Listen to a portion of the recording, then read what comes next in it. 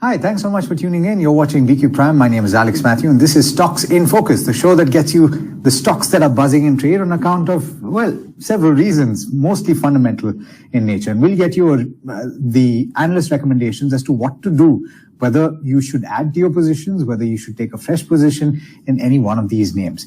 Joining me now on this conversation is Mayuresh Joshi from William O'Neill. Thanks so much, Mayuresh, as always, for taking the time, and pleasure as always speaking with you. Interesting list of stocks. Let's start going down the list. The first of them is PCBL, the erstwhile Phillips Carbon Black, and it's buzzing in trade today. It's hit a 52-week high, and this is ostensibly on account of the company commissioning the first phase of a brownfield specialty carbon black expansion at Mundra. How significant is this business development? Morning, Alex. Pleasure to be on your show as well, and good seeing you after a long time.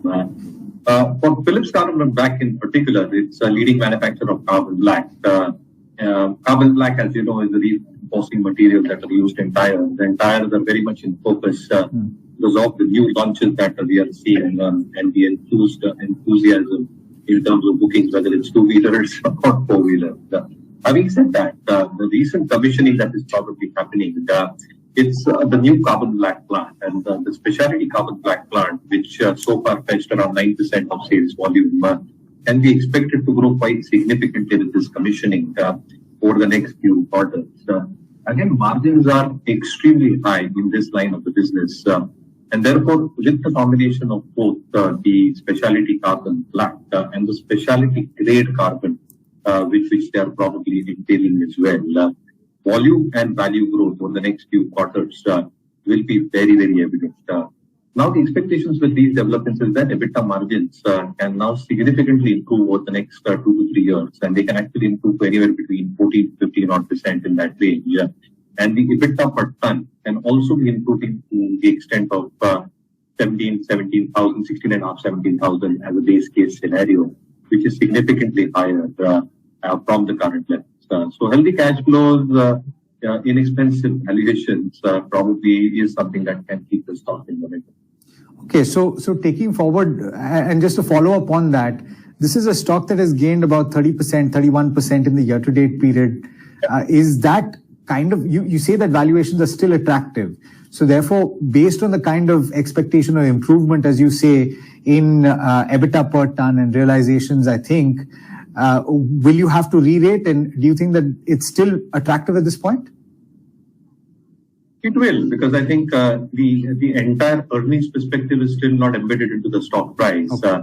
Even if you probably put an EPS estimate of 16.5 rupees on an FY25 basis, and even more on FY26, as the commissioning happens over the next few years and volumes and value builds up on the balance sheet, the earnings growth can be even further on an FY26 basis as well. So yeah, I think there is still scope, in my opinion, for the expansion. Any downside risks?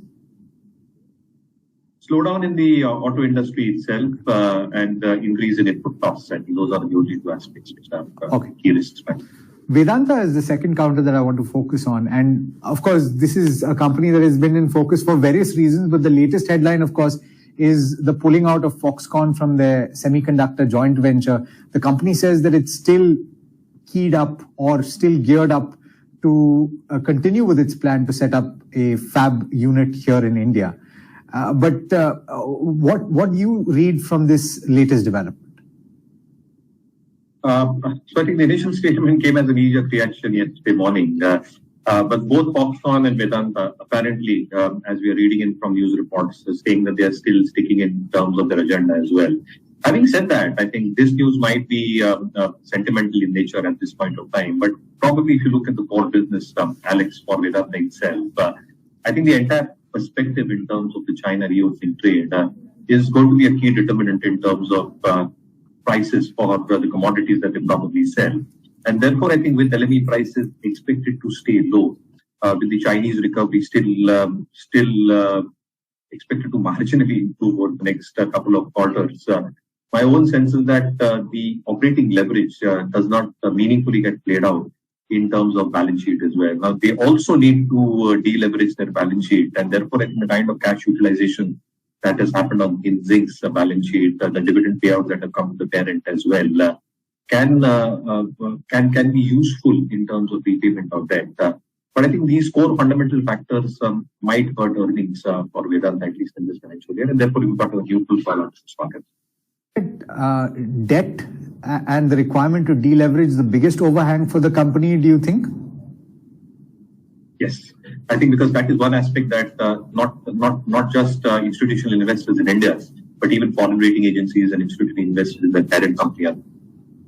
Okay, so given that and given that overhang, what do you think that the investor should bear in mind if they have not taken a fresh position in Vedanta? They've not bought into Vedanta. Should you wait on the sidelines to see some of those issues be resolved? Well, yes, and that's precisely why we're maintaining a neutral call for Vedanta. One, I think how does the deleveraging happen over the next few quarters in lieu of the fresh capex that they're probably putting in, and what kind of impact that does have on cash flows. And the second aspect in terms of the macro developments for the overall sector as well. I think are you seeing some green shoots come through, which will give us an indicative requirement that things are probably starting to turn. Okay. The third counter that we're discussing today is Varun Beverages. And it's done quite well for itself. The stock price also reflecting that. But the latest was a report that I was reading that talked about its foray into the flavored milk business and the fact that there is quite a lot of potential, according to that note that I was reading, 25% CAGR in that segment as a whole over the next 5 years or so. And Varun Beverages planning to triple its capacity in that segment. So value-added services for milk products as well as the energy drink that it has and various other aspects seem to be going well for this counter. What do you think about that segment of its business and are valuations attractive at this point? You answer your question, Alex, in two parts. The first part itself in terms of the overall composition of its product mix. If you probably look at last financial year's numbers, 71% constituted from the CSD part of the business, which is Pepsi Black, so on and so forth. Around 20% from water and 7% from juices as well. But to a large extent, with a lot of backward integration that is happening in terms of PET manufacturing, PET resin, so on and so forth, EBITDA margins can sustain around that 21-22% mark, which they have probably delivered in the last financial year. Volume growth has been stupendous for these core businesses. 802 million cases, Alex, in the last financial year compared to 569 million cases the year before, which shows the inherent strength of the business itself. Now, the foraying into the new business segments, which is flavored milk products, I think a lot of FMCG companies also tried doing that in the past, and they do take time in terms of probably having their footprints strongly entrenched in the kind of new business lines that they're venturing into. So it's a new business line. How much of volume and value growth can probably come through as the base builds up, and how consistently can they deliver is a question that we'll probably need to see the numbers getting delivered over the next few quarters. When it comes to the second part of your question in terms of valuation, obviously the stock has given a one-wave move over the last few quarters. And therefore, if you probably look at it from their standard deviation averages in terms of price earnings multiples over the last 3 to 5 years, they have delivered strong growth over the last 3 years. Can they compound this growth to sustain those valuations in terms of the premium that they're delivering at this point of time? Numbers will probably do the talking. So to answer your question, valuations a little bit on the higher side. On the only lens, it's a late stage base, which means it can succumb to significant amount of profit booking if they miss numbers for any reason in any particular quarter or a couple of quarters. And therefore, I think fresh investments should probably be looked at a significant pullbacks. Okay, interesting. So that's the view on Varun Beverages. HDFC Life also in focus, and I think private insurers, this is on the back of its business updates. Total premium growth increased by 18% year on year for the life insurance sector as a whole. Private sector insurers, I think, grew by about 13% or thereabouts. And this is, I think, to a certain extent expected. Of course, the trajectory that you saw at the end of the year because of those changes in the norms and the taxation, etc., when you see that kind of even out, it's a reasonable growth, wouldn't you say? It is. And again, I think they are trying to tweak their product mix, as you rightly pointed out, Alex, because last financial year with the tweaks in tax rules, obviously they are going to get impacted in terms of the products that they sell, and that's going to have a significant impact both in terms of top line and the bottom line, and the management has not shied away from that. So I think the change in product mix is going to be something which will start turning the fortunes of HDFC Life. When it comes to the value of new business margins itself, I think most of the private players have delivered very strong numbers on this front. For the data in the month gone by, obviously I think HDFC Life delivered a very strong set. LIC has been a laggard in terms of both delivery as well as the margin performance as well. And SBI Life, as a surprise, had missed expectations in terms of the new premium growth as well. But when it comes to the cost structure, I think if you're probably looking at new products coming through, Alex, the commission and the overall operating cost structure for HDFC Life, along with ICICI Pru, which is consistently under-delivered in terms of numbers, might show significant increase as they start penetrating these products into their own database and the larger database as well. And somewhere I think that can take a hit in terms of the operating performance and the return on embedded value as well. So it might be a market performer at best. It is probably what we see looking at all these parameters. A stock that has gained about 16% over the last month itself. Not a fresh entry. Do you wait or is there still value? I think, as I said, we will wait it out because we need consistency in numbers to come through. And at best, I think it can be a market performer. So I think it can move in terms of what market can do.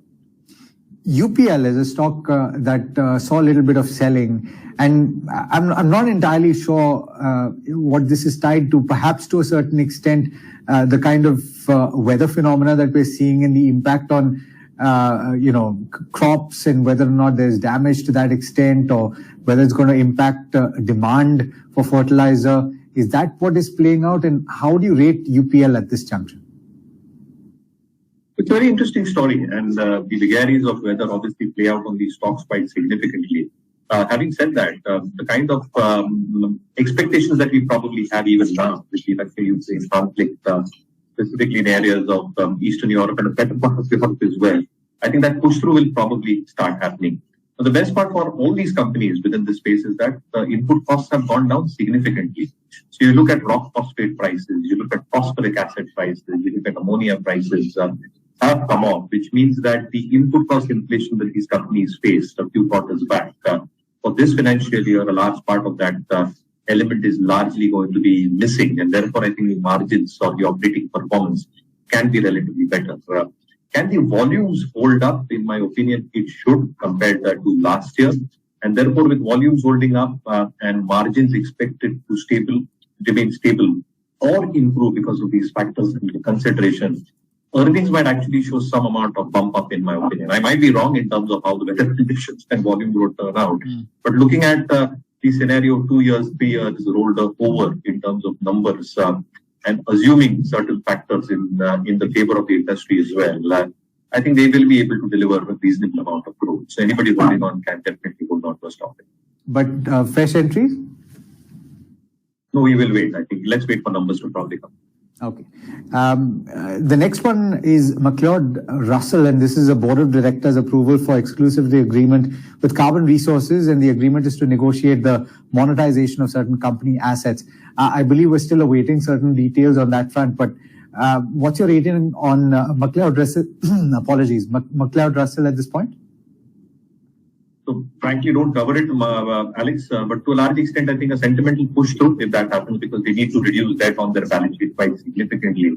But for tea companies in general, whether it's Mcleod, whether it's Harrison Malayalam, you talk about Tata Tea, Tata Coffee, I think the weather conditions in India are going to play a huge role in terms of both their pricing and demand. Looking at how weather conditions are playing out, if El Nino genuinely plays out by the end of August or September, and if conditions turns out to be a little bit worse, and if supply probably comes off, I think the pricing might actually start improving. The tea season, apart from sugar season, is different. I think the first flush comes out in May, and therefore I think this part of the monsoon will determine how next year's steel flush will probably come up. So I think just a little bit of macros for the industry as well, but no specific coverage. Yeah, I guess wait and watch. We were discussing it this morning, Mayuresh. We're not deficient at this point anymore with regard to the monsoon. But then more important, I think, for agriculture is spatial distribution. So we'll have to see how that picture pans out. Ugro Capital is a stock that is posted another business update. AUM has increased by 12% sequentially. And I think gross loans originated is quite an impressive growth on a year-on-year basis, 50% or thereabouts. Is that positive in your book, and how do you rate the counter? It's very interesting, as you ask, because it's one of those new age companies which is dependent on machine learning, model learning, so on and so forth. They've captured 1% of the MSME database. And interestingly, as I was going through their annual report, their recent presentations as well, they've got a 3-layered structure which is very, very interesting. They've got an API layer, a feature layer, and an algo layer as well, which probably tracks banking transactions, your last year's financial statements, and GST transactions as well. So the origination probably gets determined in terms of your credit history, your repayment history, and your strong financial profile as well. And therefore, liability as a service, as they call it, is extremely powerful. As they started off a few quarters back, and where they've landed right now, I think the AUM growth has been impressive. You're probably seeing both GNPAs and NPAs now probably coming under control to a large extent. 1.6% GNPAs compared to 1.7%. 0.9% net NPAs compared to 1.1, 1.2, if I'm not mistaken, and the collection efficiency is almost close to 98%, with the restructured book at 1.1% at this juncture. So a very interesting story, Ugro Capital. AUM is expected to grow even further with the kind of tools that they've probably got at their behest. On the O'Neill lens, trades above pivot levels at this point of time. We would ideally, Alex, for counters within the NBFC space, see more institutional participation, because that's what we like at O'Neill. Because more institutions there ensures that a lot of due diligence has probably happened, and better the number of institutions means that they have a better hold in terms of how the performance of the stock might be. So I think that is the only lagging point that we've got. But yes, I think if we continue with the numbers, the momentum can very well. And it's not a space that is lacking in opportunities anyway, the NBFC space and the financial space as a whole. The last group of stocks that I have on my list is the IT majors, TCS, HCL Tech, Wipro. Yesterday's session saw quite a bit of selling for all three of those names. They were the worst performers. Today as well, I think TCS is in the green, but the other two are languishing. Wipro just about flat, HCL Tech down about 0.6% or so. Is there broad expectation that this is going to be a bit of a washout in terms of business, and the outlook is going to be pretty bleak for the rest of this financial year? So that's the consensus, Alex. And I think the IT stocks are probably going into the result season with very low expectations. And that's a very good sign in my opinion. Because if they, by any chance, underdeliver, I think there might be a knee-jerk reaction, then the stocks might just have a time-wise correction.